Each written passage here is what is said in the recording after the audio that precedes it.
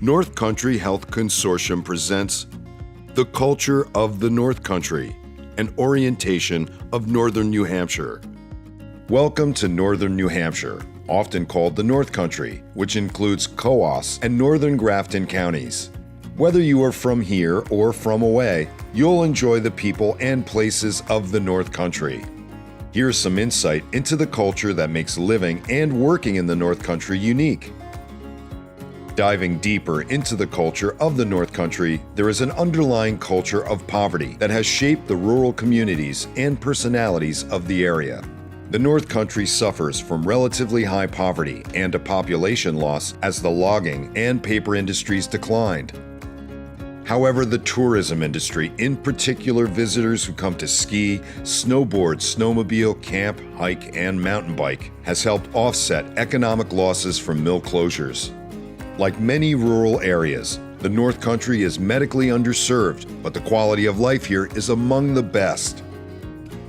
35 region-wide focus groups were conducted, including feedback from over 100 North Country residents.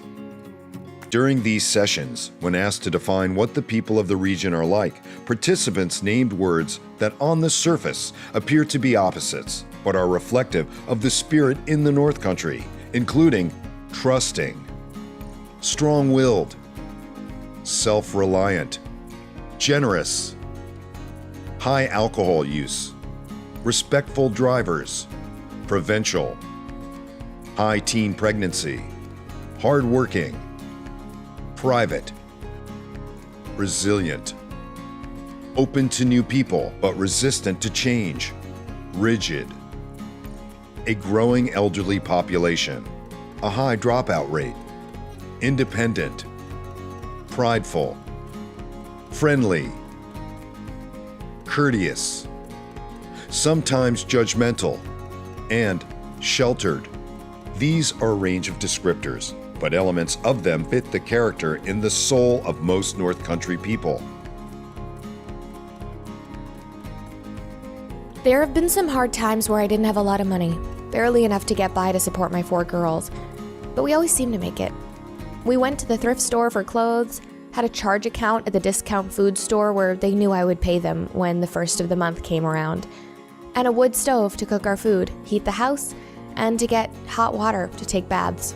My girls were never dirty, always had nice clothes, and never went hungry. I just did what I had to do. Given all of the things that North Country folks say about themselves, the implications for service providers are, to be effective, care providers need to form relationships with the people they serve. This is contrary to professional training, where one is taught to maintain a certain level of professional distance and to maintain a strong sense of confidentiality. Service providers need to be flexible in their work. The North Country economy shifted from manufacturing to service, and people can't afford to lose wages. Therefore, services need to be provided during the times that clients are available.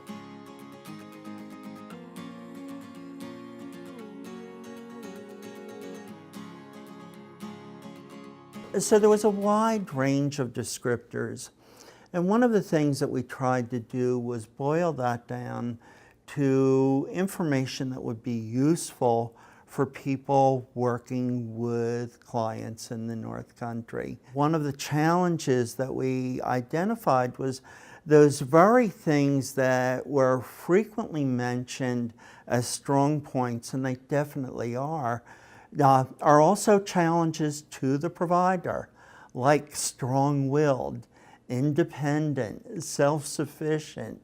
Now, what this means for the care provider is that you can't come into the home of someone in the North Country and start dictating, this is what you need to do. It requires a little bit of time to develop a relationship first. And that's a unique challenge, particularly in the medical field, because you don't have an hour or two to form relationships. And so the challenge we put back on providers was, you need to figure out how to build that relationship and make it personal, because they're among the strengths of the North Country, but also be able to communicate what you're trying to do. I would encourage providers to really take the time, even though it may be limited, to forge that relationship and break through those things that may appear as challenges and begin to perceive them as real strengths in working with clients. The encounters I had with families, it wasn't just a single encounter. I was visiting them, weekly or twice a month, and so we did develop quite a rapport. So when I would run into them at Shaw's or at Walmart, it was, oh, let me tell you about my baby, and she's walking, and and you want to keep that going because that makes you an effective provider, by developing that relationship and having genuine interest in what's going on. But there certainly are boundaries. Being invited to a birthday party, I'd love to go, but you do have to set that boundary. I'm a direct care provider for a gentleman with muscular dystrophy. He's all those things we say about North Country people. He's strong, he's fiercely independent. He's also very outgoing and very caring. He thinks the rules don't apply to him. And so that creates a real challenge in providing services. And I knew if I was going to be successful, I needed to spend time up front really forging a relationship with this gentleman. Recently, he had very serious surgery. And again, he's not prone to follow the aftercare instructions that the medical team gave him. So I've taken on some responsibility for making sure that that does get followed. And what it means is because I've built that relationship with him, I can now playfully say things like, Pete, you're not going to kill yourself on my shift, and this is what you need to do. It's a nice opportunity to get to know families and to really feel like you're a part of what's going on. I did have a mom call me at home. It was funny, it was a Friday night and I had a bunch of people over for dinner and the phone rang and this mom called me because her baby was walking. And she's like, he took his first steps. And she looked me up in the book and she had my number and I thought, okay, yeah, what do? You're just excited for her and, happy about it. And she probably crossed the line, but, it makes you feel good. She really believes I care and I do care. True to New Hampshire's state motto, live free or die, people of the North Country describe themselves as strong-willed, self-reliant, and resilient. These qualities are commonly matched with a reluctance to change and receive help, even well into old age. Altogether, this sense of prideful independence amongst North Country people can sometimes interfere with forming relationships and have implications for service providers. To give an example of that tremendous North Country independence, I have a delightful neighbor who's 96 years old. She's lived in the same home for the past 78 years, and she still cooks on a wood stove. About 15 years ago, her children wanted to remodel her kitchen for her, coming up with something that's more comfortable and easy to use. But her very first words to her children were, you can do what you want with my kitchen, but don't take my wood stove away. I've been using it all my life, and I'll continue to use it. And that was her pride and joy and part of her independence. Culture is a congruent set of practices, attitudes, and beliefs that shape people's way of surviving. There are driving forces that define and influence behavior of the different classes. As you hear the following statements, think to yourself, does this apply to me? How does the mindset of my class status influence my decision-making? What are the implications for providers working with different people in the North Country and trying to help them change their behaviors? The driving force for people living in poverty is all about survival. I know which churches and sections of town have yard sales, rummage sales, or where free clothing and household items are. I know where to go to get free or reduced cost assistance, such as help with fuel, food, and medical care. I know how to live without electricity, a phone, or a car. I know how to keep my clothes from being stolen at the laundromat. For middle class, that driving force is work, achievement, and tends to be future-oriented. I know how to get my children into Little League, piano lessons, and soccer. I know how to use a credit card, checking account, and savings account, and I understand an annuity. I understand term life insurance, disability insurance, as well as house and flood insurance. My family spoke with me about attending college, and several family members of my parents' generation went to college. In wealth, the focus is on maintaining achievement, political, financial, and social connections. I'm on the board of at least 2 charities. I know how to read the corporate financial statements and analyze my own financial statements. I can read the menu in French, English, and at least 1 other language. I have several favorite restaurants in different countries of the world. In the past 25 or so years, the North Country has had a significant change in the way people make a living. 20 years ago, most towns were mill towns. People depended on the mill for employment through generations. In recent years, manufacturing has given way to a service-based economy. People generally work for lower wages, and much of the work is seasonal. A common phenomenon in the North Country that makes families unique is a patchworking system of employment, which means members of the household may hold several part-time and seasonal jobs to make ends meet and to survive. One of the most profound stories I recall is when I was working at New Hampshire Catholic Charities as a coordinator of parish and community services.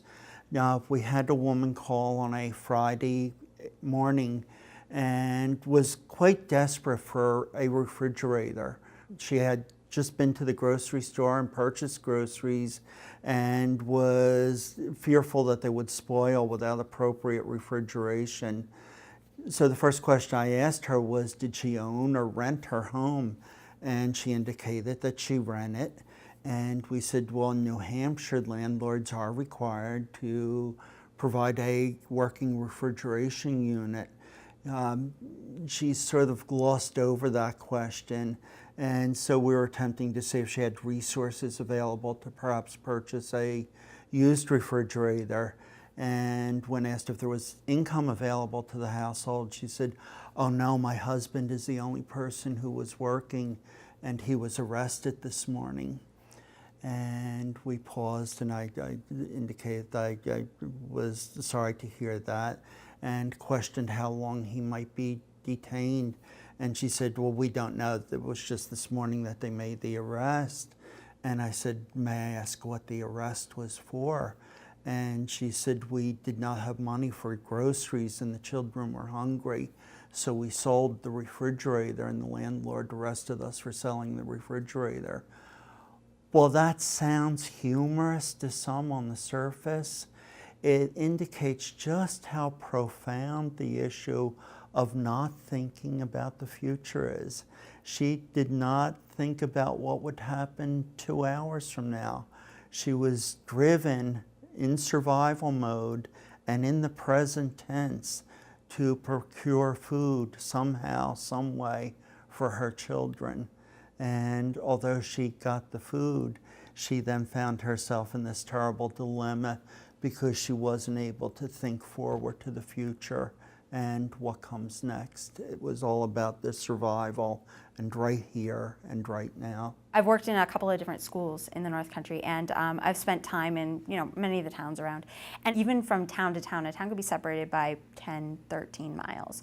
And the differences between those who have and those who have not tends to go with towns. Being in music, kids want to play a band instrument, okay? And so that costs money, and renting an instrument costs money.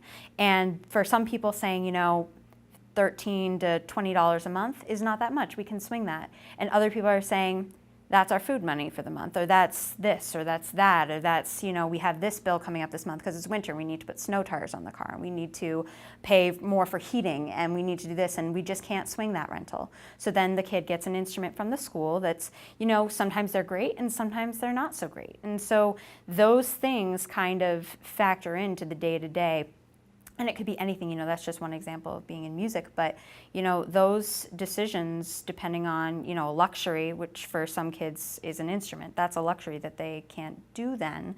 And then for someone else, it's like, oh, that's a drop in the bucket. Of course we can do that. That's no problem.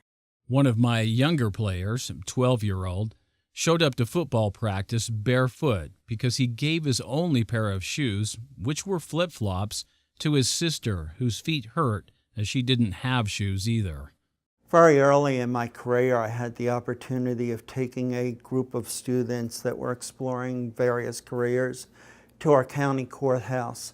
And they were overwhelmed with the judges' chambers and the enormous mahogany desk and the beautiful paneling and the rows of books. And one young girl looked up and said, "Wow, wouldn't you love to clean up in here?" And my heart just about broke because she could not see beyond the possibility of being anything more than a cleaning person. And I remember at that time taking her by the hand and placing her in the judge's chair. And I said, "What else could you do besides clean up? Could you be the judge?" And there was silence in the group.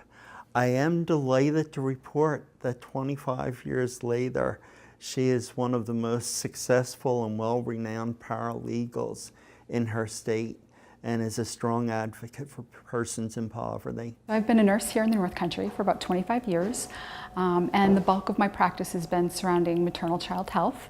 And years back, I started working as a home visitor and was really excited about the opportunity to get into people's homes and talk to them about their health and their children's health. One of the big issues that we have here in the North Country that we had then and still have surrounds obesity. And I really saw this as an opportunity to get into homes and teach people how to eat well. I've always felt like education is the key. And I thought if I could teach them how to eat well, how to prepare foods, that I could make a change, affect change. So I was really excited about this. And it didn't take long before I got into homes and realized that ignorance was definitely not the issue. That talking with moms, they could identify a healthy snack, they could identify a junk food snack. But once they actually get to the grocery store, living in poverty, they're kind of in survival mode. And so they're looking, they've got a budget that they're on. Oftentimes they don't have transportation to get to the grocery store. So, they may be only going twice a month. They need to purchase foods that are going to last a long time. So while they know that they should probably be purchasing the strawberries or the blueberries, they also know that in a few days they're probably going to get moldy and their children might not eat them. So those snack cakes that are cheaper are well preserved and will have a shelf life that's a lot longer. So the snack cakes often win out. So that's kind of the challenge. We do need to educate them, but I think that that's just really a small piece. And the challenge is just that culture of poverty and how we overcome that. During my years at Catholic Charities, we often had volunteers that assisted people in the preparation of their taxes. And volunteers do not always understand the culture of poverty.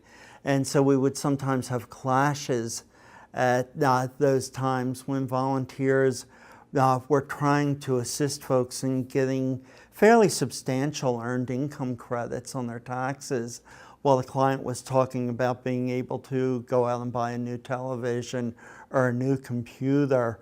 The volunteers were absolutely horrified that they weren't thinking about saving money for some future event or some future crisis.